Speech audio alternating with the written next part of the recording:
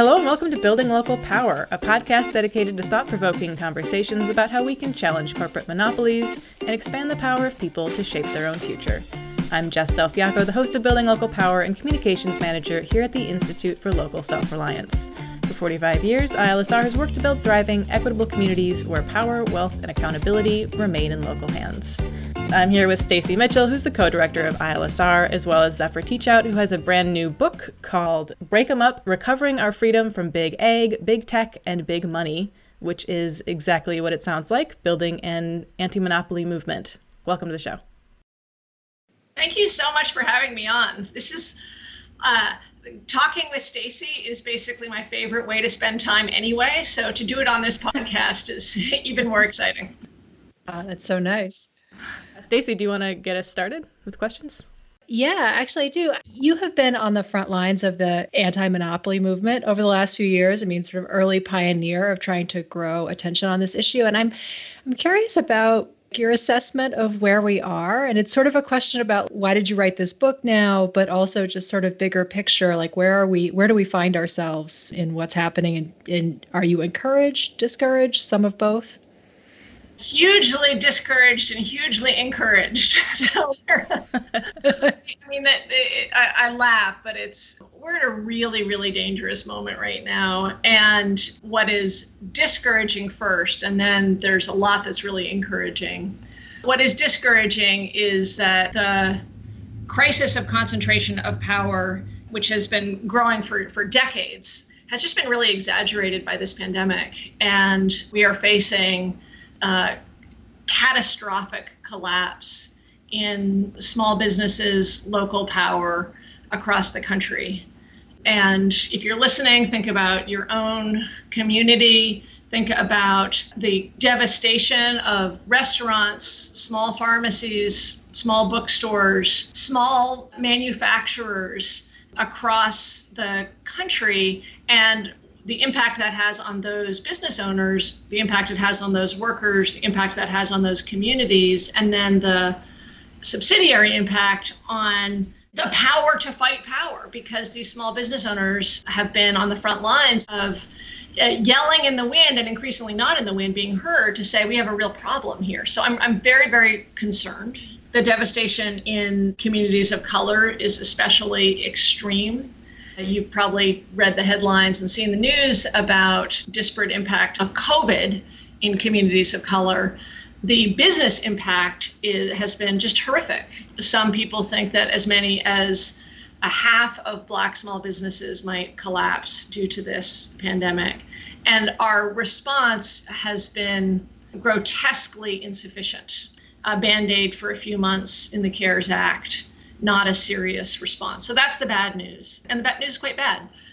In terms of the movement, however, I see the modern anti-monopoly movement, a movement for relocating power more locally and relocating power in people and not big corporations, as really starting after the crash of 2008, when people across the country just saw this totally inadequate response to the devastating crash on the part of our mainline institutions. And in the last 4 or 5 years, groups like ILSR, which this is not an ad for ILSR, but I so deeply admire and love, have gotten much more attention for describing the world in a way that, people are looking around for saying, what's going on? And groups like ILSR have gotten more attention. There are many more people who are organizing around this, new groups like Athena, the powerful coalition to take on Amazon, joining workers and small business owners to take on this Alexander the Great, Genghis Khan-like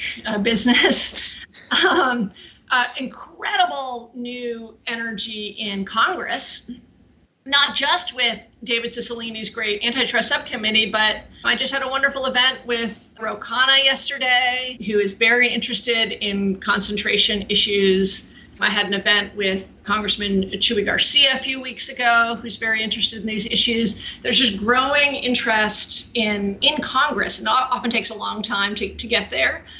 On the one hand, it's moving. The Uber-Lyft fight in California has been really powerful in bringing together people to fight against some of the platform monopolists. So there's this incredible possible path of reclaiming our freedom and reclaiming a more equal, just, thriving, even beautiful moral economy. And we're in terrible shape. It's not just that we have to act fast. The thing I most believe is that we do have to make anti-monopoly part of all of our politics.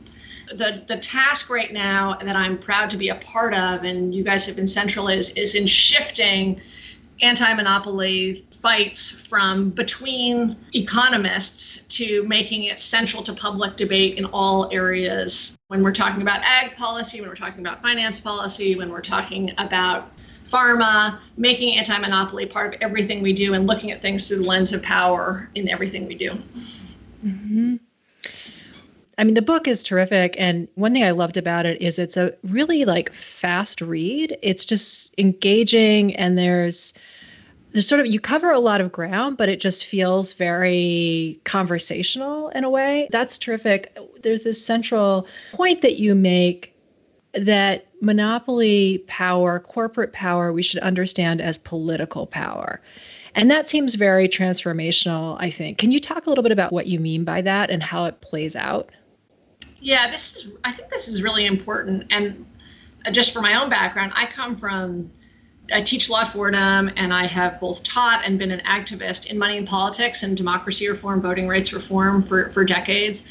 And I came to anti-monopoly work around the time of Citizens United because it became clear that as central as campaign finance reform is, and I still think it's absolutely central, we have a real democratic problem with concentrated power. And it's a pretty frontal assault on self-government. I come at anti-monopoly as a democracy activist. There's two main ways in which these big corporate entities, these big institutions, are threatening government. One is by corrupting government through campaign finance, funding think tanks, funding some of the fanciest universities in the country.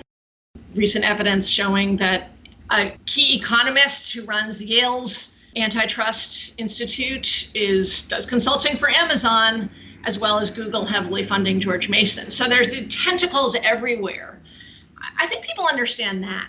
The more insidious form of these big corporations taking over democracy is they are governing themselves. They're directly governing us. They are regulating, taxing, directing us, controlling how we live.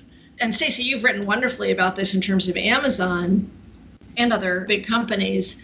But I think that sometimes there's a tendency to be weirdly formal when it comes to what is government, to say it's government if they're called the mayor. And in every other part of life, we say, well, if it looks like a duck, talks like a duck, quacks like a duck, it's a duck. And right. When it comes to these big companies, well, when Amazon basically changes its rules about, it changes its algorithm, but let's call it rules about prioritizing certain products that use certain different ingredients, that's a regulatory move. It's basically saying this is the ingredient of choice and we're banning that kind of ingredient. When Tyson changes the rules about what kind of feed hormone is going to be used, that's regulatory, because the impact on the different growers is as if a regulator had spoken. And the one I think that people really get right now is the way in which we have come to accept Mark Zuckerberg as our privacy regulator.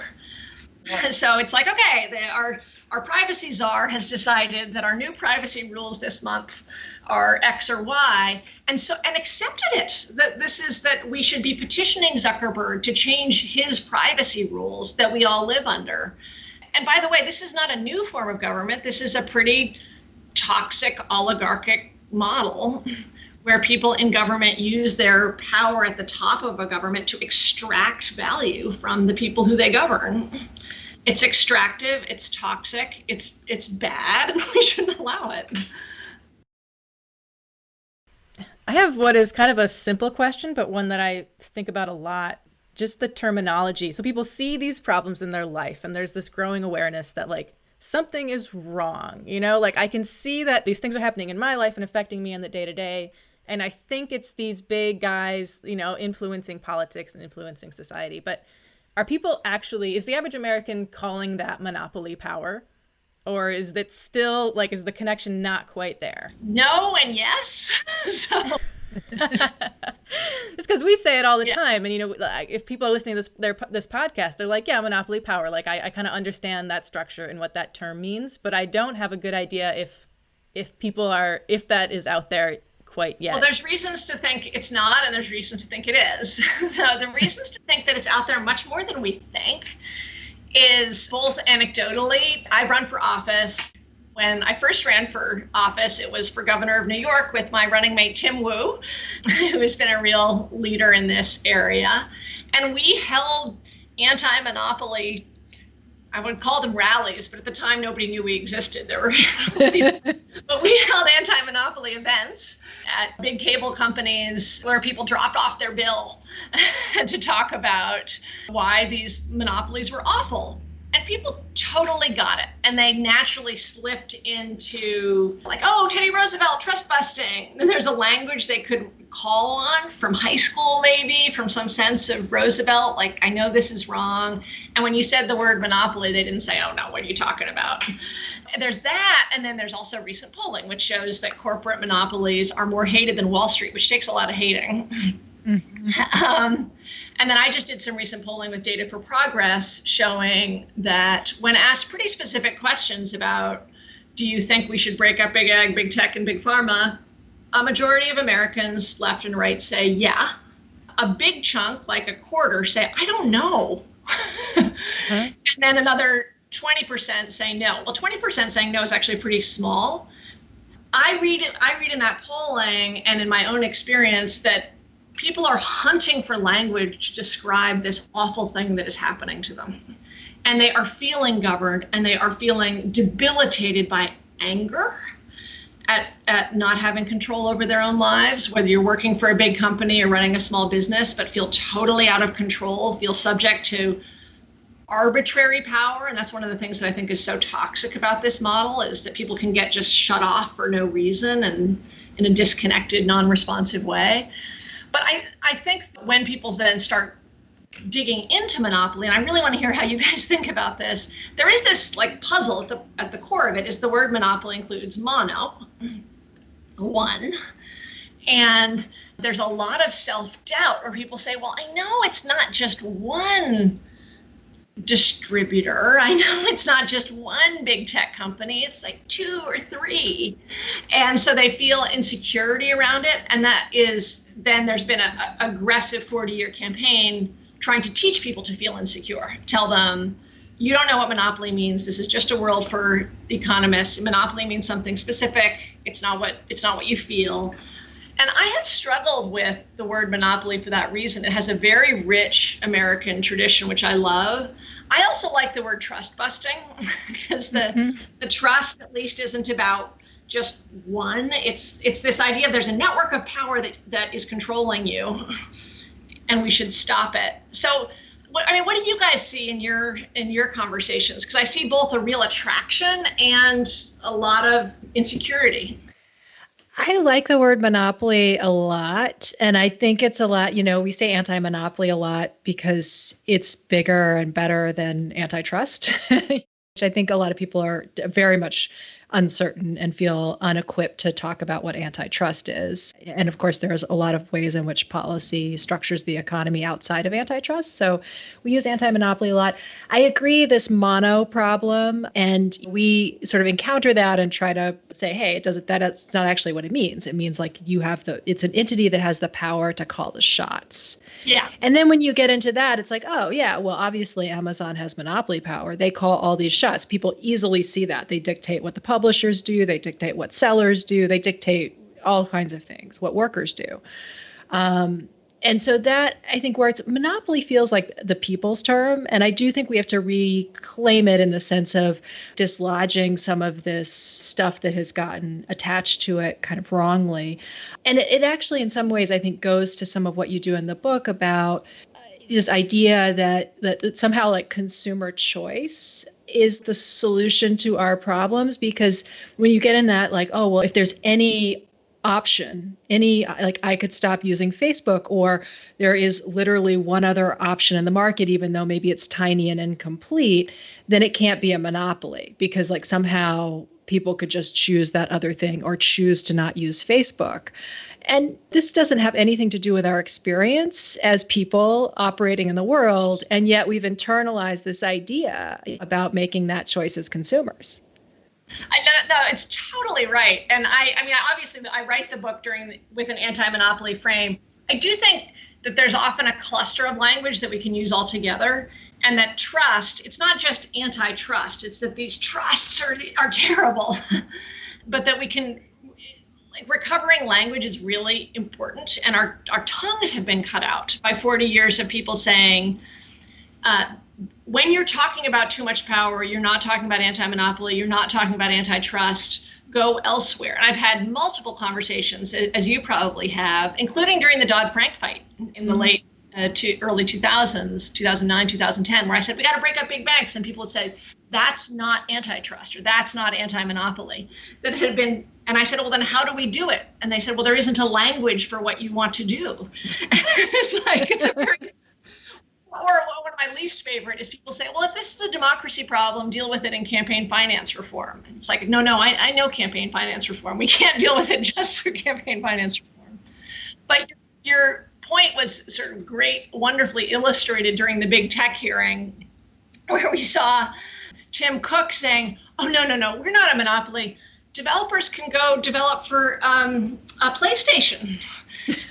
and you kind of developer howls of ghoulish laughter saying, right, so that's how I'm going to build my business. And it's this incredible, we overuse the term gaslighting, but it is a gaslighting of people's human experience of power. I do think it's helpful to point out that when Standard Oil was broken up, it only had 65% of the market. Just so people understand, even when you're going back to your Teddy Roosevelt fantasy, we're never talking about one. It's always about who has ability to dictate terms. It's never been about one. Because otherwise, then you would do what Driscoll does or the beer duopoly does, is you allow these cute little exceptions to exist. So you can say, oh no, there's DuckDuckGo. Right.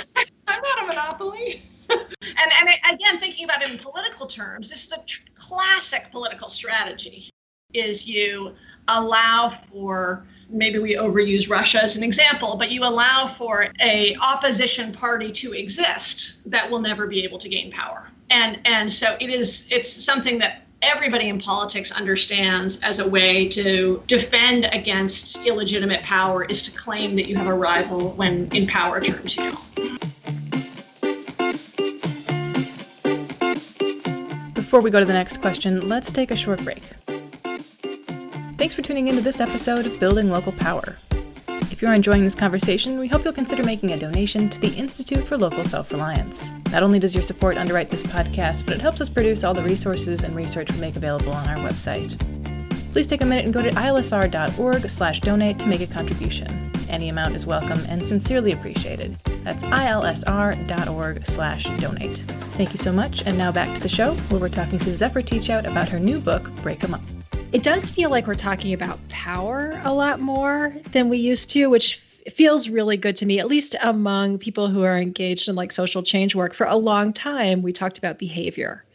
Let's get companies to behave better. And the issue is we need good companies and not bad companies. And just always being sort of stuck in that framework for a lot of years. And it's shocking. One of the facts you have in the book is that antitrust and monopoly issues were not in the Democratic Party platform from like 1988, I think, until 2016, something like that. I mean, 30 years, basically. We just pretended like power and economic power wasn't an issue, even for the party that supposedly is concerned about the well-being of ordinary people. To your point about like losing a vocabulary, but it feels like we are starting to kind of turn the corner on that and dealing with like the underlying thing.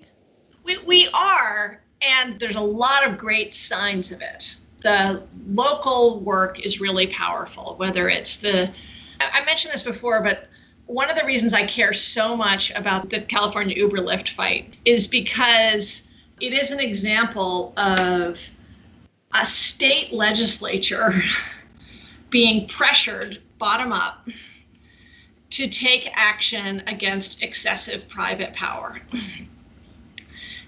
So it's a proof that people feel so impotent in this area, but it's a proof that this can happen at the state level. Mm-hmm.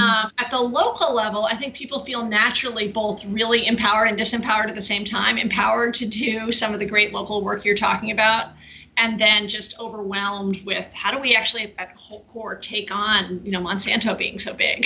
How do we at the local level?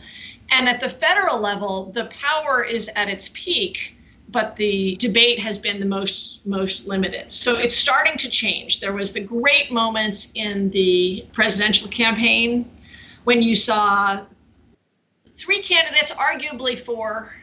We can debate Cory Booker, but Bernie Sanders, Elizabeth Warren taking on big tech, and Amy Klobuchar really talking a lot about big ag in the Iowa discussions, but elsewhere as well. And Klobuchar has actually also talked a lot about the impact on the news. So you suddenly saw three presidential candidates talking about taking on illegitimate private power and being asked about it. And then it faded. Then that moved away from the center of the debate. But I got to challenge anybody who's listening. It still isn't happening as much as I'd like on the congressional level. And I think that's what's going to be the 2022 is a real moment to make it part of everyday politics.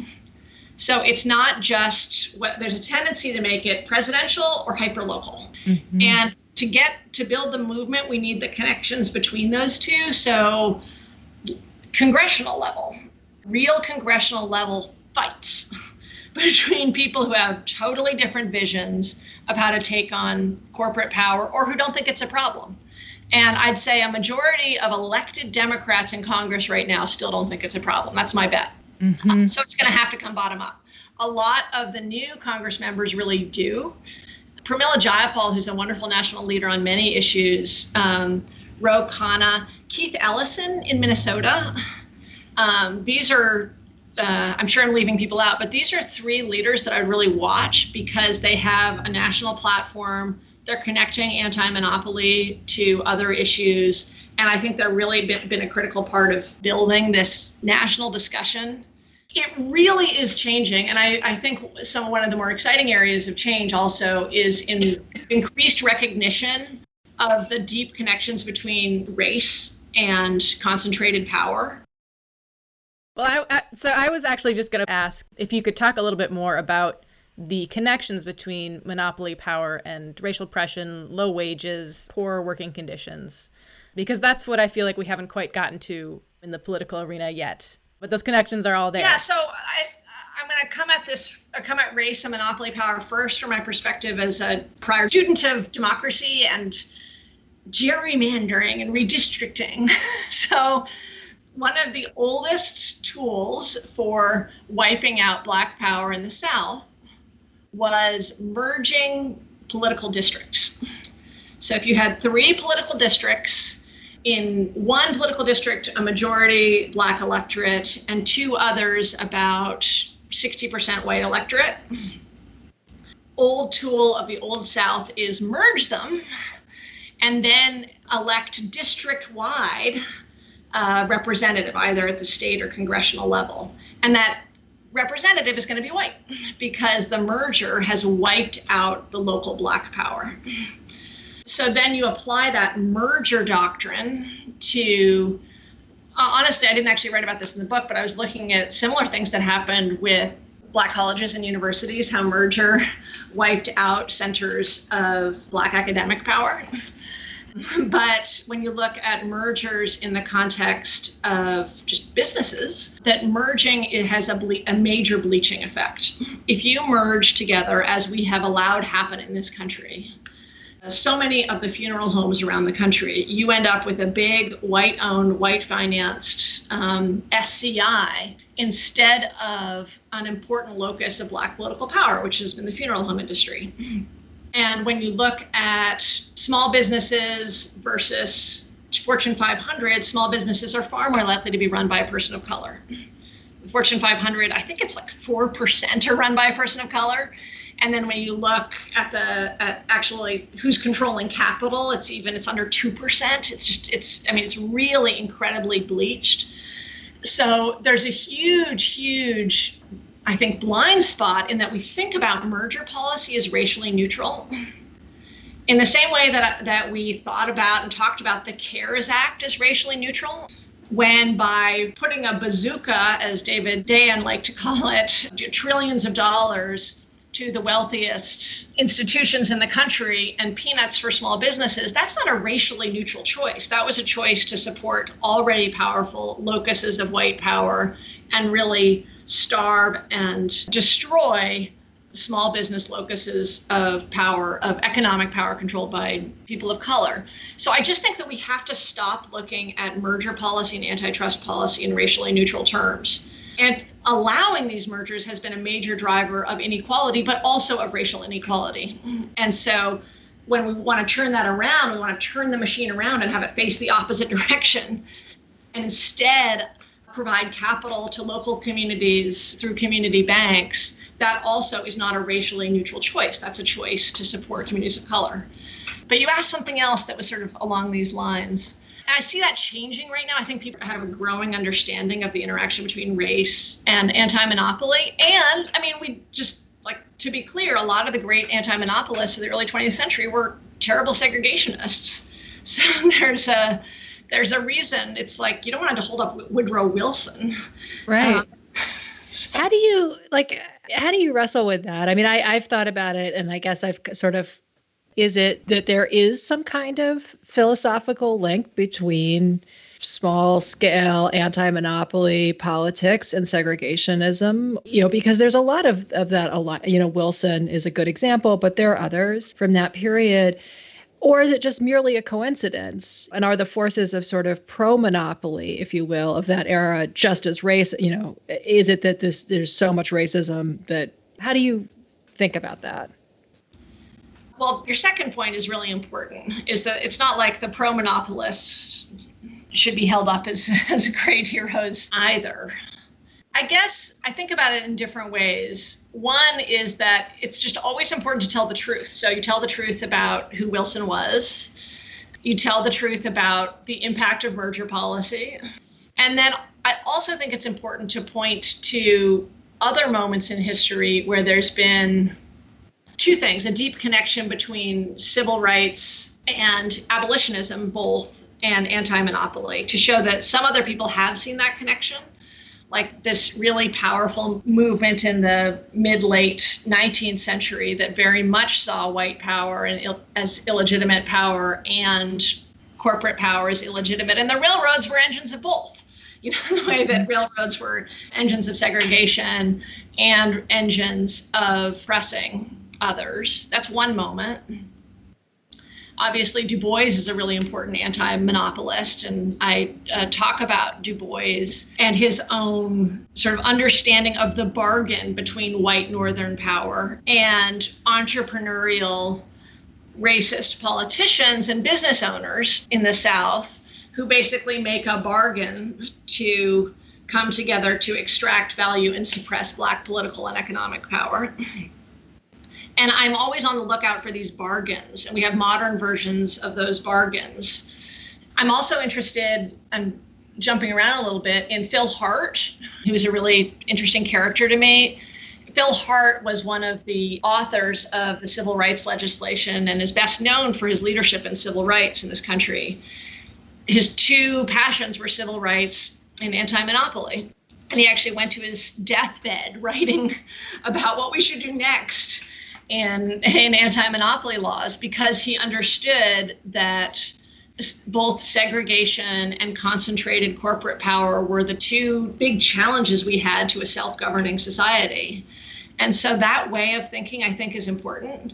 I want to have a whole conference on this question about the relationship between race and corporate power in history. Is, to me, the big question mark is Reagan and the Reagan Wrecking Crew's approach.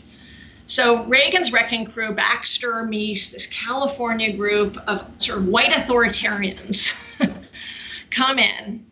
And if you look at their own language, they put antitrust at the top of their agenda. They say, like, changing the way that we approach antitrust. For us today, that's kind of weird. Like, it's interesting and weird. Now, they succeeded, and it's been awful, and Bork was a big part of that. But it's like, okay, so why was Reagan's Wrecking Crew not just deregulatory, but why did they care so much about antitrust? And why was it so tied to their effort to undo the successes of the civil rights movement? Which it clearly was. So you have on the one side people who are fighting for civil rights and for stronger anti-monopoly laws, and the other side, Meese, Baxter, these Californians coming with Reagan, who have a kind of, these are question marks to me. It seems like they have an authoritarian streak. Like, we want centralized power. That's one way to understand it, is they just wanted centralized power. And these are two ways to get it. Another way to understand it is it was a bargain. So it's like, okay, we're going to go, Reagan was not that subtle about his vision of returning to a white America. The winks and nods are right there. The dog whistle, as you might call it, is right there. So is he going to sell that return to corporate America? Or is the corporate America thought, oh, the way that we get back in is by banning racial anxiety? Those are questions for me. But from the 40s onward, those two have come in together. Sort of this authoritarian, corporate authoritarianism and white nostalgia have come together. I mean, how do you see the connection? No, I think that's right. I think, part of the reason that there is in the early 20th century a certain anti-monopoly activity in the South is that it's also in the West, that it really has to do something with being outside the center of financial power. And I think you're absolutely right about this observation of Wall Street and moneyed interests in the North, and like the deal that they cut with white supremacists in the South about keeping the South's economy structured in a way that excluded African Americans, and that also excluded a certain kind of economic development, because that meant more opportunity for people, and to sort of insist on this ongoing kind of agrarian sharecropping model, essentially. And that there's the Northern financial power has a complete hand in bringing that about. And then, you see these really interesting movements. I mean, sort of that populist movement in the 19th century that brought together white and black farmers to call for reorganization of power is like one of the most, instructive and interesting periods of our history. And this relationship between, in the civil rights movement, again, is kind of another moment where Black-owned businesses in the South were instrumental in being able to kind of be pillars of allowing for making part of that movement happen, and being able to support it in a way because they were businesses and had some level of independence. And how much I think we sort of remember the civil rights movement kind of collectively around things like voting rights and segregation in public spaces, but there was a huge part of it that was economic. And I think part of the 40 years that we've had recently, this kind of we've like swept that away as though that didn't exist. I think you're right about like telling the truth and recovering the history is such an essential part of like figuring out how we got here and how much racial oppression economically and monopoly power are like intertwined, and that if we want to unravel one, we've got to unravel the other, and we can't succeed if we're only pulling on one of those threads. Yeah, and I start the book with stories that I think that we have to then find new stories that show how people who are subject to this regime are connected, who are living in like what seem to be very different worlds. So I start the book telling stories of chicken farmers and trying to connect that to what's happening to Uber drivers, connect that to what's happening to restaurant owners, to what's happening to people who run laundromats, all of whom are being told that they are totally different and should hate each other, but are in really living under very similar, really humiliating economic circumstances. So this is returning to the possibility of the black and white farmers working together and finding new alliances, both alliances between urban and rural people who are both subject to monopolized regimes, finding alliances between small business owners and franchisees, who are, of course, small business owners, and people who work for Amazon. That is quite, and I know this is the work that you guys are doing, it is the most difficult work. And also, I think it's essential. Like, I think that finding those alliances, there's no academic way around it, that actually creating political power with those alliances is the necessary step to taking on this kind of concentrated power. That's totally right. So my question is, you talked about like the next sort of arena in campaigns and in politics being around congressional fights, and how do we make monopoly part of congressional races? Are there sort of 3 issues or 3, like what are the things that could help drive that? Okay, I said that, but I got to tell you, the last 3 weeks I've been on a state kick. Okay.